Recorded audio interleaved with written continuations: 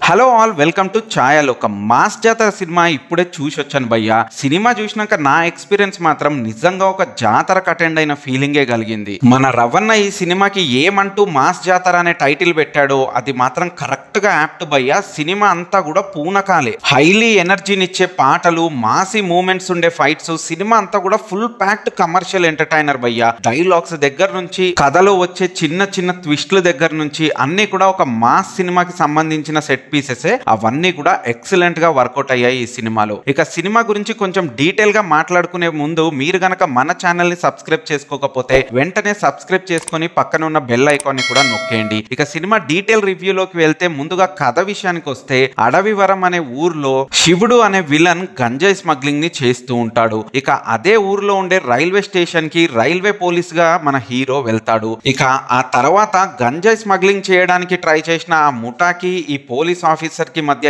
ఏం కాన్ఫ్లిక్ట్ వచ్చిందనేది మనం సినిమా చూసే తెలుసుకోవాలి. నిజానికి దీన్ని పెద్ద కథని ఏమీ చెప్పలేం, కాకపోతే సినిమా రన్ అయిన విధానం గానీ, హీరోని ఎలివేట్ చేసిన తీరు గానీ నా భూతో నా భవిష్యత్ భయ్య. నిజంగా రవితేజ గారు 75th ఫిలిం కి ఈ సినిమా చూస్ చేసుకోవడం మంచి చాయిస్ అనిపించింది నాకైతే. ఫస్ట్ హాఫ్ కొంచెం డీసెంట్ గా స్టార్ట్ అయ్యి లైటర్ నోట్ లోనే వెళ్తూ ఉంటుంది. కొంచెం ప్రెడిక్టబుల్ గానే అనిపిస్తాయి సీన్స్ అన్ని. ఇక ఇంటర్వెల్ బ్యాంక్ కి ముందు ఒక 20 minutes మాత్రం అరిపిచ్చేశారు భయ్య సినిమా. ఇక సెకండ్ హాఫ్ మొదలైన దగ్గర నుంచి ఎండ్ కార్డ్ పడే వరకు పూనకాలే భయ్య థియేటర్ మొత్తం. సాంగ్స్ గానీ, ఫైట్స్ గానీ, డైలాగ్స్ గానీ, ట్విస్ట్లు గానీ అసలు ఎక్సలెంట్ గా వర్కౌట్ అయింది సినిమా మొత్తం. రవితేజ గారిలోని మాస్ యాంగిల్ ని ఈ రేంజ్ లో వాడుకున్న డైరెక్టర్ ఇప్పటి వరకు అయితే లేడని చెప్పాలి. ఇక యాక్టర్స్ విషయానికి వస్తే మన రవణ పర్ఫార్మెన్స్ అయితే చితగ్గొట్టేశాడు. చాలా మంది నోటి నుంచి అక్కడక్కడ నేను వింటూ ఉన్నా, రాజా ది గ్రేట్ సినిమా తర్వాత రవణ ఐ కాంటాక్ట్ కొద్దిగా మిస్ అవుతుంది, ఎక్కడనో చూసిన ఫీలింగ్ కలుగుతుంది అని. బట్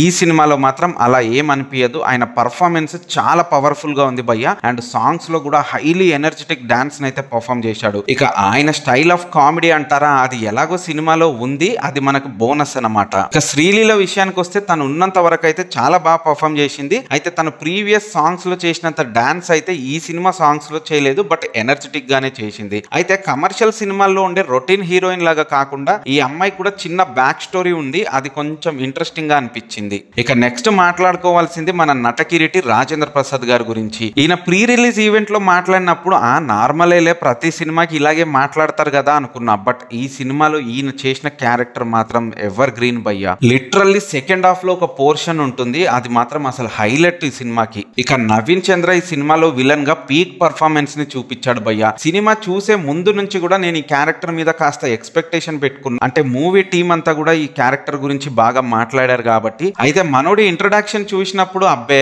రొటీన్ గానే ఉంది కదా అనుకున్నా గానీ తర్వాత వచ్చే సీన్స్ లలో అతరగొట్టేశాడు భయ్య. తెలుగు సినిమాకి మాత్రం ఇంకో సాలిడ్ యంగెస్ట్ విలన్ దొరికేసినట్టే అనిపించింది నవీన్ చంద్రని సినిమాలో చూస్తుంటే. నరేష్ గారు చాలా తక్కువ లెంత్ లోనే కనిపిస్తారు, బట్ ఆయన ఉన్నంత వరకు అయితే బెటర్ గానే పర్ఫామ్ చేశారు. ఇక మిగతా ఆర్టిస్టులు అందరూ కూడా హైపర్ ఆది, అజయ్ ఘోష్, మురళీ శర్మ, విటివి గణేష్ గారు ఎవరి రోల్స్ లో వాళ్ళు పర్ఫెక్ట్ గానే యాక్ట్ చేశారు. ఇక coming to the technicalities, cinematography మాత్రం ఎక్సలెంట్ గా ఉంది భయ్య సినిమాలో.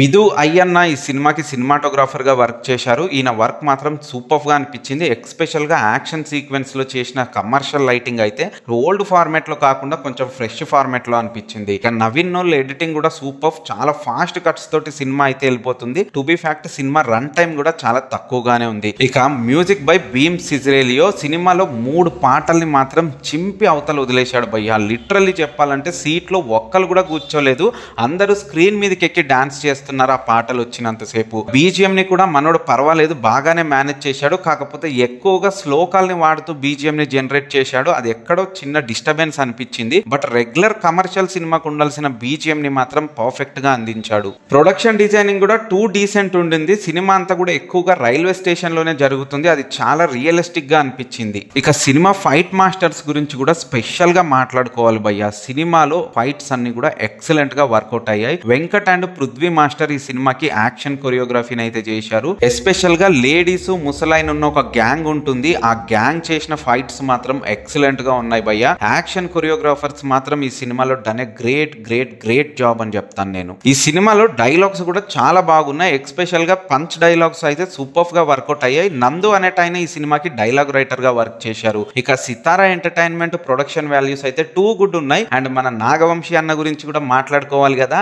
అన్న, నువ్వైతే సేఫ్ అయ్యావు, సినిమా నిజంగా నువ్వు చెప్పినట్టుగానే అదిరిపోయింది. ఇక finally coming to the writer and director Bhanu Bhogavarapu. ఈయన సినిమా డెబ్యూటే అయినా కూడా పక్కా ఎక్స్పీరియన్స్డ్ ఉన్న డైరెక్టర్ తీసినట్టు తీశాడు. నిజానికి సినిమా ఒక టెంప్లెట్ సినిమా లాంటిదే, అంటే ఒక కమర్షియల్ సినిమాలో ఉండే ఫైట్స్, సాంగ్స్, ఆ సెట్ పీసెస్ నే సెట్ చేసుకున్నాడు.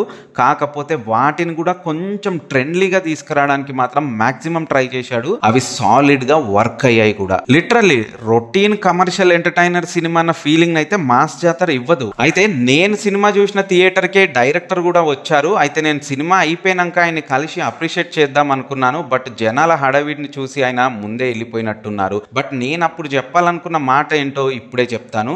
అన్న, మీకు మాత్రం థ్యాంక్ యూ సో మచ్. ఎందుకంటే మా రవణని ఇంత మాసిగా ప్రజెంట్ చేసినందుకు. సీరియస్లీ భయ్య, రవణ చాలా ఎనర్జెటిక్ గా కనిపించాడు ఈ సినిమాలో. ఎస్పెషల్ గా క్లైమాక్స్ ఫైట్ మాత్రం రచ్చ మ్యాక్స్ అని చెప్తాను భయ్య. సో భాను భోగవరపు గారు ఇలాగే కమర్షియల్ ఎంటర్టైనర్స్ తీస్తారా లేదంటే ఇంకేమైనా డిఫరెంట్ సినిమాలు తీస్తారో తెలియదు కానీ ఈయన మాత్రం ఒక బెస్ట్ డైరెక్టర్ అవుతాడని మాత్రం ఈ సినిమా చూస్తే నాకు అనిపించింది. ఇక ఓవరాల్ గా మాస్ జాతర సినిమా గురించి చెప్పాలంటే మీరు కనుక కంప్లీట్ కమర్షియల్ ఎంటర్టైనర్స్ ఇష్టపడితే ఈ సినిమాని చూసేయండి, మీకు పిచ్చగా నచ్చేస్తుంది. ఫ్యామిలీ ఆడియన్స్ తో కూడా సినిమాకి వెళ్ళొచ్చు, పర్వాలేదు, బాగానే ఎంటర్టైన్ అవుతారు. ఇక ఓవరాల్ గా ఇది మాస్ జాతర సినిమా పైన నా రివ్యూ. మీరు గనక ఈ సినిమాని చూసి ఉంటే మీకేమనిపించిందో కామెంట్ బాక్స్ లో కామెంట్ చేయండి. ఇలాంటి మరిన్ని ఇంట్రెస్టింగ్ వీడియోస్ కోసం మన ఛానల్ ని సబ్స్క్రైబ్ చేసుకోవడం మాత్రం మర్చిపోవద్దు. Signing off.